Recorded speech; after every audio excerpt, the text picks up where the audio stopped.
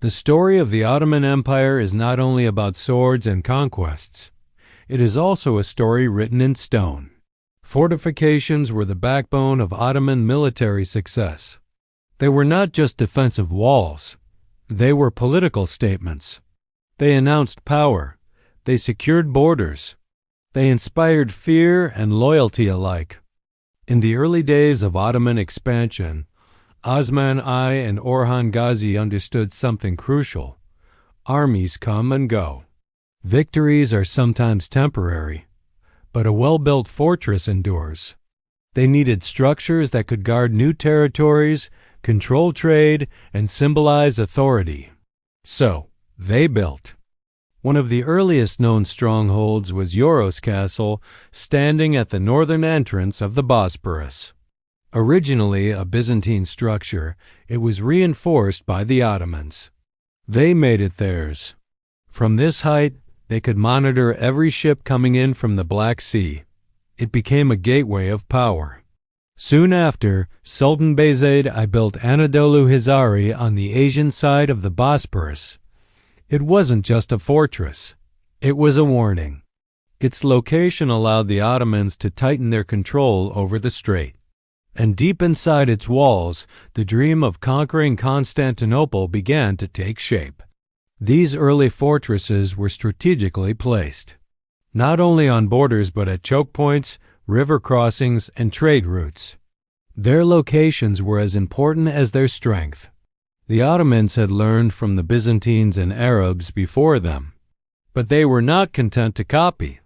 They wanted to surpass. As the empire grew, so did the complexity of its fortifications. In Bursa, the first Ottoman capital, walls were built to shield the city from invasion. Towers were placed at critical corners.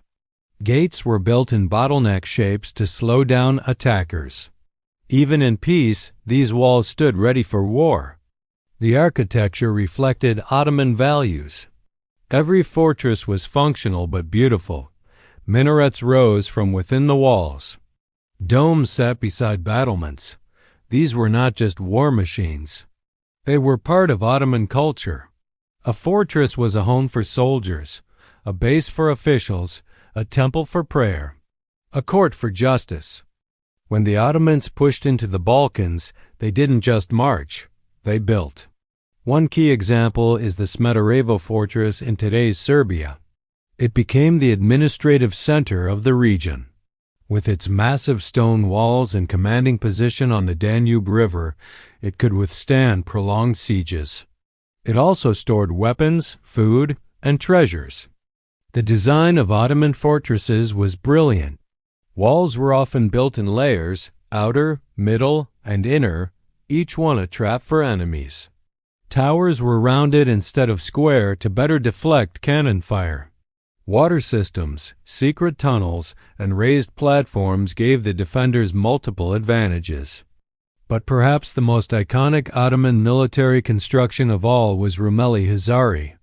Built in 1452 under the orders of Sultan Mehmed II, it was completed in just 4 months. Located directly across from Anadolu Hisarı, it stood on the European side of the Bosporus. Together, the two forts locked down the waterway. This wasn't just about military dominance. It was psychological warfare. Constantinople now lay between two Ottoman teeth. Mehmed wanted to show the Byzantines that the siege was coming, and this time it would not fail. Rumeli Hisarı became both a fortress and a symbol. The speed and scale of construction were astounding. Thousands of workers toiled night and day. Materials were brought from nearby villages. 3 massive towers formed the core of the structure, each one named after a top general. Inside there were armories, granaries, and sleeping quarters for hundreds of soldiers. From these towers, Ottoman gunners could fire at any ship trying to pass without permission. They were enforcing control and preparing for the greatest siege in Ottoman history. Every stone laid in Rumeli Hisarı brought them closer to Constantinople. But while Rumeli Hisarı gets much attention, many other fortresses deserve mention. In Edirne, for example, walls were reinforced during the reign of Murad II. In Gallipoli, naval bases were turned into coastal fortifications. In Thessaloniki, towers were converted into jails and military barracks. Each region had its own needs. In mountainous areas, castles were placed on high cliffs. In river valleys, fortresses were built low but wide. In desert lands, the Ottomans constructed caravanserais with fortified outer walls, safe stops for travelers, and secret bases for soldiers. What made these fortifications so effective wasn't just size or strength. It was intelligence. Ottoman engineers studied enemy methods. They adjusted designs after every siege. When European armies began using gunpowder artillery, Ottoman architects began building thicker, angled walls to absorb cannon fire. The forts were also social centers. Inside the walls, there were bakeries, blacksmith shops, wells, and mosques. Soldiers lived with their families. Life continued, even during conflict. The walls didn't just defend against enemies. They helped form communities. These constructions gave the empire flexibility. They could defend. They could launch attacks. They could isolate rebellions. Fortresses became command centers in times of crisis. They were the empire's iron backbone. Over time, the Ottomans didn't just build on their own. They absorbed forts from other cultures. Byzantine castles, Arab citadels, and even Crusader strongholds were taken, modified, and folded into the empire's fabric. This fusion of styles gave Ottoman fortifications their unique character, a mix of East and West. As the 5th–10th century ended, the Ottomans had laid the groundwork for an empire that would span 3 continents. Their castles and fortresses were more than walls. They were promises that the empire would endure. They told the world, "This land is protected. This land is Ottoman." And with every fortress built, one truth became clearer. The empire's greatest strength wasn't just its sword. It was its stone. After the completion of Rumeli Hisarı, the Ottomans were ready to move on their greatest target, Constantinople. And in 1453, that dream became reality. Sultan Mehmed II launched a carefully planned siege. Ottoman fortifications around the city played a vital role. They cut off supplies. They controlled access. They turned the Byzantine capital into an island. The city's mighty walls had stood for over 1,000 years. But this time, the Ottomans came prepared.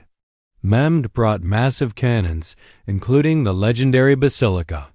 And he brought knowledge, drawn from every fortress his empire had ever built. The Ottomans knew how to fight walls. And now, they would break them. After 53 days of siege, the city finally fell. Constantinople became Istanbul, and the Ottoman dream transformed into an empire. From this moment onward, fortifications became more than just tools of war. They became monuments of identity. The empire was now centered on a city surrounded by stone, protected by towers, and ruled by strategy. Post-conquest, the Ottomans focused on improving and expanding the walls of Istanbul. They restored the old Theodosian walls. They built new inner fortresses. They turned watchtowers into minarets and barracks into royal lodges. The city became a mix of old Byzantium and new Ottoman strength. Outside the capital, other cities followed. In Aleppo, Damascus, Baghdad, and Cairo, Ottoman architects added their signature touches to existing defenses. Some were rebuilt from scratch. Others were expanded with new artillery platforms, stone towers, and fortified gates. The design always adapted to the terrain. In eastern Anatolia, closer to Persia, new fortresses were built with extra reinforcements. These regions faced repeated wars, so the walls were thicker. Bastions were higher. Storage rooms were deeper. Fortresses like Van Castle and Bayburt Fortress stood tall against both enemies and time. By the 16th century, fortification architecture had evolved. The Ottomans began building star-shaped forts inspired by European designs. These allowed for better defense against cannon fire. Angled walls reduced damage, and interior courtyards allowed for fast troop movement. This adaptation showed one important thing: the Ottomans never stopped learning. They absorbed innovations from Italy, Spain, and even the Habsburg Empire. They didn't fear new methods. They upgraded, they improved. And in doing so, their empire stayed ahead of the curve. The military forts weren't just made of stone and brick. They required math, science, and logistics. Engineers calculated the exact height needed to deflect cannonballs. They built underground tunnels for emergency escapes. They created ventilation systems for soldiers living inside. In port cities like Rhodes and Algiers, the Ottomans added sea-facing batteries.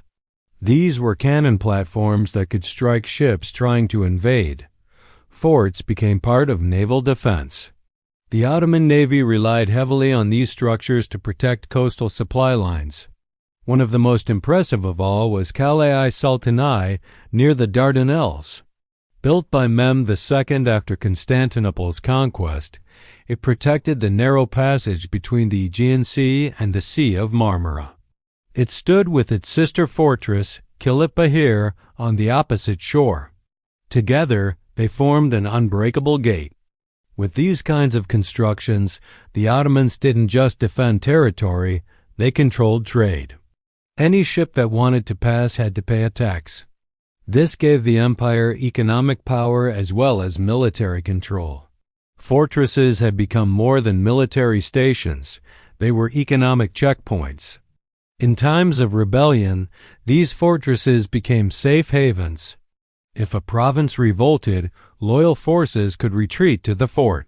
From there, they could wait for reinforcements. In some cases, just the presence of a strong fortress was enough to discourage rebellion altogether. Inside the empire, peace was often preserved because of these stone guardians. Markets could flourish. Pilgrims could travel.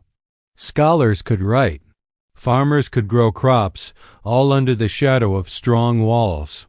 The fortress wasn't just a barrier, it was a symbol of security.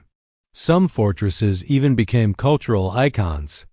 In Bosnia, Hungary, and Greece, Ottoman forts were decorated with Islamic calligraphy. They had gardens, fountains, and prayer rooms. They weren't gloomy prisons. They were living monuments. By the 17th century, however, times were changing. Gunpowder weapons were getting stronger. Artillery had advanced. No matter how thick a wall was, it could now be broken. The age of classic fortresses was ending, but the Ottomans didn't stop building. They just changed how they built. They focused more on citadel towns where the entire city was part of the defense. Streets were narrow and twisted to confuse attackers. Homes were built into the hillsides. Towers were disguised. And underground bunkers were added.